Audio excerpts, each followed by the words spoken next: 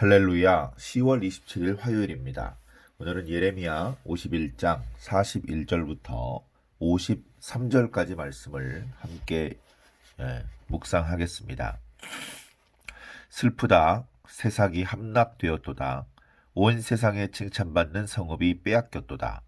슬프다, 바벨론이 나라들 가운데에 황폐하였도다. 바다가 바벨론에 넘치며 그 노도 소리가 그 땅을 뒤덮었도다. 그 성읍들은 황폐하여 마른 땅과 사막과 사람이 살지 않는 땅이 되었으니 그리로 지나가는 사람이 없도다. 내가 배를 바벨론에서 벌하고 그가 삼킨 것을 그의 입에서 끌어내리니 민족들이 다시는 그에게로 몰려가지 아니하겠고 바벨론 성벽은 무너졌도다. 나의 백성아, 너희는 그 중에서 나와 각기 여호와의 진노를 피하라. 너희 마음을 나약하게 말며 이 땅에서 들리는 소문으로 말미암아 두려워하지 말라. 소문은 이 해에도 있겠고 저 해에도 있으리라. 그 땅에는 강포함이 있어 다스리는 자가 다스리는 자를 서로 치리라. 그러므로 보라, 날이 이르리니 내가 바벨론의 우상들을 벌할 것이라. 그 온 땅이 치욕을 당하겠고 그 죽임 당할 자가 모두 그 가운데에 엎드러질 것이며 하늘과 땅과 그 안에 있는 모든 것이 바벨론으로 말미암아 기뻐 노래하리니 이는 파멸시키는 자가 북쪽에서 그에게 옴이라. 여호와의 말씀이니라. 바벨론이 이스라엘을 죽여 엎드림같이 온 세상의 바벨론에서 죽임을 당하여 엎드러지리라. 칼을 피한 자들이여 멈추지 말고 걸어가라. 먼 곳에서 여호와를 생각하며 예루살렘을 너희 마음에 두라. 외국인이 여호와의 거룩한 성전에 들어가므로 우리가 책망을 들으며 수치를 당하여 모욕이 우리 얼굴을 덮었느니라. 보라, 날이 이르리니 내가 그 우상들을 벌할 것이라. 부상자들이 그 땅에서 한숨을 지으리라.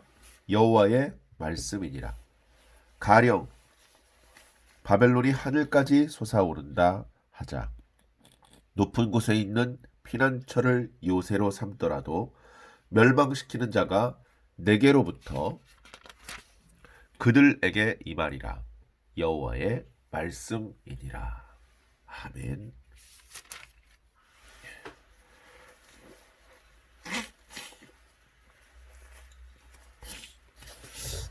우리 같으면 바벨론을 멸망시킬 것이다. 바벨론은 반드시 멸망한다. 그렇게 말하고 더 무슨 말을 할 수 있을까 싶은데 다양한 문학적인 표현으로 바벨론의 멸망에 대해서 계속해서 말씀하고 있습니다. 반복되는 표현은 바벨론은 완전히 멸망할 것이다. 바벨론이 주변 나라들에게 했던 그대로 자신이 당할 것이다. 하나님께서는 바벨론을 징벌할 것이다. 바벨론은 교만하였다. 바벨론 중에 있는 하나님의 백성은 바벨론이 받을 심판을 같이 받지 말고 나와라. 하나님의 백성들이 그 가운데 있을지라도 나와서 다시 회복되게 하실 것이다. 이제 그런 여러 가지 주제의 말씀들이 복합적으로 반복되고 있습니다. 자, 오늘 말씀을 한번 살펴보겠습니다. 첫 구절 41절에 보면 슬프다, 세상이 함락되었도다 라고 이렇게 선언함으로 시작되었습니다. 슬픔의 애가의 외침이죠. 그런가 하면 어떻게 세상이 함락될 수 있단 말인가, 이런 수사 의문문과 같은 그런 표현입니다. 여기서 이제 세상이라는 표현이 갑자기 나왔기 때문에 여기는 어딘가, 이게 무슨 뜻인가 그럴 수 있습니다. 이것은 히브리어의 독특한 표현 방식인데 치환 기법이라고 합니다. 히브리어 알파벳이 22자입니다. 그래서 알파벳에 이제 번호를 붙인다면 1번부터 22번이 있겠죠. 그렇게 해서 이제 여러 가지 낱말들을 표현하게 되는데 그 중에 첫 번째 알파벳을 22번째 알파벳으로 두 번째 알파벳은 21번째 알파벳으로 이렇게 이제 치환해서 적는 그런 치환 기법이 있다고 합니다. 그래서 표면적으로는 엉뚱한 단어인데 그 히브리어 알파벳을 이렇게 익숙하게 다루는 자들은 그렇게 알파벳의 순서를 치환을 해 놓아도 이것의 본래 낱말이 무엇구나 라는 것을 금방 알 수 있다고 합니다. 그래서 쇠삭을 치환 기법을 통해서 그 본래 단어를 찾아보면 바벨이라는 단어입니다. 그러니까 결국 바벨론이 함락되고 멸망한다는 말씀이죠. 이어지는 표현, 온 세상에 칭찬받은 성읍, 그리고 슬프다 바벨론이 이렇게 표현된 것을 보면 다 매한 가지로 바벨론이 멸망될 것을 선포하시는 말씀입니다. 바벨론을 무너뜨리기 위해서 오는 것이 그저 몇십만 대군 정도였다면 어쩌면 바벨론이 그 공격을 막아냈을지도 모릅니다.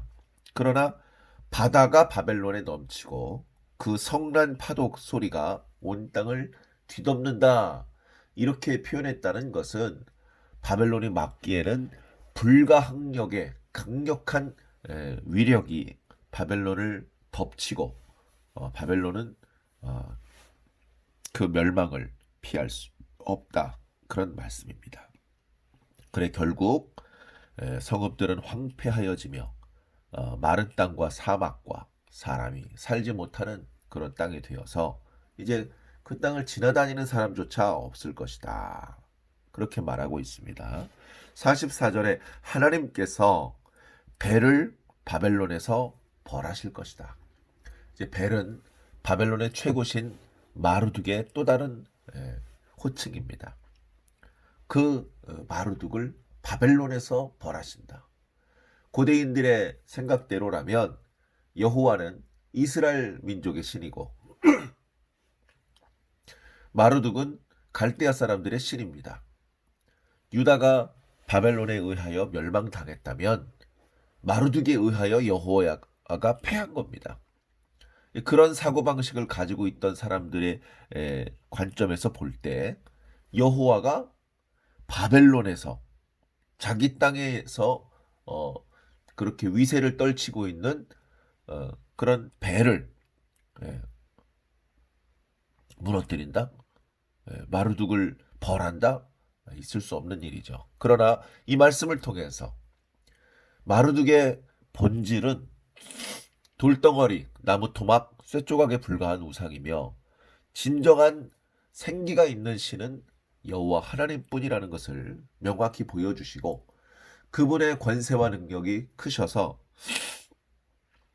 바벨론 그 넓은 제국과 수없이 많은 사람들의 경배를 받아왔던 마루둑도 하나님 앞에 무릎을 꿇고 벌을 받을 수밖에 없다는 것을 보여주심으로 누가 진정한 왕이신지 말씀해 주고 계신 것입니다. 그래서 그 결과 민족들이 다시는 그에게로 몰려가지 않을 것이다 라고 말합니다. 지금까지는 마루둑이 있었던 바벨론 도성에 온 세상 사람들이 몰려갔습니다. 강대국의 그 중심에 강대국을 다스리는 자가 버티고 있으면 사방 나라들이 조공을 하러 도움을 청하러 관계를 개선하러 찾아옵니다. 그곳이 세상의 중심이 되는 것이죠. 지금까지는 바벨론이 세상의 중심이었고 거기서 마루둑이 세상의 왕인 것처럼 권세를 부렸던 것입니다. 그러나 하나님께서 마루둑을 벌하시고 바벨론 성벽을 허물어뜨리시며 바벨론이 멸망하게 하시기 때문에 바벨론은 황폐하게 될 것이고 더 이상 세상의 중심이 되지 못할 것이다. 그렇다면 세상의 중심은 어느 곳으로 이동할 것인가? 성경은 이제 시온이 세상의 중심이 될 것을 말씀하고 있습니다. 여호와의 전의 산이 모든 산들 꼭대기에 굳게 서게 될 때 그때 많은 사람들이 많은 민족들이 하나님의 산이 있는 곳으로 모여들 것이다 라고 미가 선지자도 또 이사야 선지자도 예언을 하였습니다. 많은 사람들이 모이는 곳, 몰려가는 곳, 그것이 세상의 중심, 우주의 중심이 될 것입니다. 그곳에서 하나님께서 왕으로 좌정하시며 그곳에서 하나님의 백성이 제사장 나라가 되어서 하나님을 경배하며 모인 모든 민족들에게 하나님을 알리게 될 것입니다. 그것이 하나님께서 꿈꾸시는 그림이었던 것입니다. 자, 그러기 위해서 지금 바벨론이 멸망을 당해야 되고 바벨론 속에 들어가 살고 있는 하나님의 백성들은 바벨론의 멸망에 같이 멸망당하면 안 됩니다. 그래서 45절에 내 백성아 너희는 그 중에서 나와 각기 여호와의 진노를 피하라. 하나님의 백성 역시 범죄하면 하나님께 책망을 받습니다. 징계를 받습니다. 그래서 유다가 멸망하였고 바벨론으로 포로가 되어 끌려갔던 것입니다. 그러나 하나님의 백성은 바벨론과 다릅니다. 바벨론은 영원히 재기할 수 없도록 하나님께서 멸망시키시지만 하나님의 백성은 영원히 버림받는 호라비처럼 되지는 않을 것이다. 징계를 받겠지만 하나님께서 마지막에는 그들을 용서하시며 그들을 회복시킬 것을 약속해 주신 것입니다. 46절에 너희 마음을 나약하게 하지 말아라. 우유부단하게 하지 말아라. 왔다 갔다 하지 말고 온전히 하나님을 붙잡아라. 결단을 내려라. 그리고 그 땅에 있는 여러 종류의 소문 때문에 두려워하거나 낙심하지 말아라. 소문은 예전에도 있었고 지금도 있습니다. 그런 소문 때문에 흔들리지 말고 흔들리지 않는 하나님의 말씀을 붙잡아라. 오늘날에도 동일하게 적용되는 말씀일 것입니다. 그 땅에는 강포가 있고 다스리는 자가 다스리는 자를 서로 칠 것이다. 실제로 그렇죠. 바벨론이 대제국인데 빨리 멸망할 수밖에 없었던 이유는 지도층에서, 그러니까 전체 제국을 다스리는 황제 그 계보가 자꾸 반역에 의해서 찬탈되는 겁니다. 신바벨론을 그 지역의 맹주로 세웠던 느부갓네살, 그의 아들 엘무로다는 느부갓네살의 사위에 의해서 죽임을 당하고요. 왕위가 찬탈이 됩니다. 그러면 그의 왕조는 또 오래 갔느냐? 그 사람의 아들도 또 다른 사람에 의해서 죽임을 당하고 왕위가 또 바뀌게 됩니다. 그런 식으로 왕조가 불안정하게 흐르면 나라가 멸망으로 달릴 수밖에 없죠. 그런데 그런 소문 때문에 하나님의 백성들이 두려워할 필요가 없습니다. 그렇게 믿을 수 없는 자꾸 바뀌는 세상의 왕, 세상의 풍조를 의지하며 따라갈 것이 아니고 언제나 동일하신 하나님, 변함없으신 그분의 말씀을 붙잡아야 하는 것입니다. 다시 한번 말씀하십니다. 내가 바벨론의 우상들을 벌할 것이다. 그래서 그 우상을 의지하는 자들은 수치를 당하고 죽임을 당하게 할 것이다. 바벨론과 그 우상들이 징벌을 당할 때에 48절 하늘과 땅과 그 가운데 있는 모든 것이 기뻐 노래할 것이다. 바벨론에 의해서 짓눌렸던 바벨론의 오바, 바벨론의 교만함, 그런 것들을 불쾌하게 생각하고 그런 것들 때문에 압제를 당했던 모든 존재들이 바벨론의 멸망을 기뻐하게 될 것을 말씀하고 있는 것입니다. 그것은 49절의 번역은 다소 부자연스러운데요. 이런 겁니다. 온 세상이 바벨론에 의해서 죽임을 당한 것 같이 바벨론도 이스라엘을 죽였던 것처럼 자신이 죽임을 당하여 엎드러질 것이다. 그러니까 바벨론이 주변 나라들에게 해왔던 그런 방법대로 자신이 당하게 될 것을 말씀하시는 것이죠. 결국은 바벨론이 멸망당하고 피할 수 없을 것을 말씀하시는 겁니다. 자, 50절에 다시 한번 하나님의 백성을 향하여 말씀하십니다. 칼을 피한 자들이여 멈추지 말고 걸어가라. 자, 칼을 피한 자들은 하나님의 진노를 피하여 바벨론에서 나온 자들이죠. 바로 45절에 나의 백성아라는 말을 들었던 하나님의 백성들입니다. 그 사람들이 바벨론에서 벗어져 나왔는데 바벨론 언저리에 있으면 안 됩니다. 멈추지 말고 걸어가야 됩니다. 오늘날 우리 성도들도 마찬가지죠. 우리는 계속해서 같은 동네에 살고 있는 것 같지만 영적으로는 같은 곳에 있는 것이 아닙니다. 영적으로는 하나님의 진노 가운데 심판을 받을 수밖에 없는 세상에서 나와 지금 교회에 와 있습니다. 그래서 우리는 이곳에서 보호받고 훈련받고 치료받다가 이제 하나님의 나라로 들어가기를 소망하고 있습니다. 마치 바다에 있던 사람이 바다에서 나와서 시온산을 향하여 올라가는 것과 같습니다. 우리가 바다에서 나와서 해변에 서 있는 것으로 만족하면 안 됩니다. 해변은 우리를 시온산으로 부르시는 하나님의 음성과 우리를 다시 바닷속에 집어넣으려는 마귀의 미혹이 있는 영적 전쟁터입니다. 이곳에서 어찌 안주할 수 있으며 정착할 수 있겠습니까? 우리는 멈추지 말고 시온산을 향하여 걸어가야 하는 것입니다. 그래서 멈추지 말고 걸어가라. 여호와를 생각하라. 바벨론에 있을 때 바벨론 사람들이 숭배했던 우상 그 웅장한 신전 그런 거 생각하지 말고 오직 여호와 하나님 말을 생각하라. 그리고 전에 폐허가 되었었지만 하나님께서 회복시키실 예루살렘을 너희들의 마음에 두라. 전에는 이방인이 여호와의 성전을 더럽히는 것을 막지 못했습니다. 하나님께 책망을 들어서 수치를 당했으며 그 부끄러움이 그들의 얼굴에 뒤집어져서 고개를 들 수가 없었죠. 그러나 다시 한번 말씀하십니다. 하나님께서 그 우상들을 반드시 벌할 것이다. 우상을 의지하던 자들은 한숨을 지을 것이다.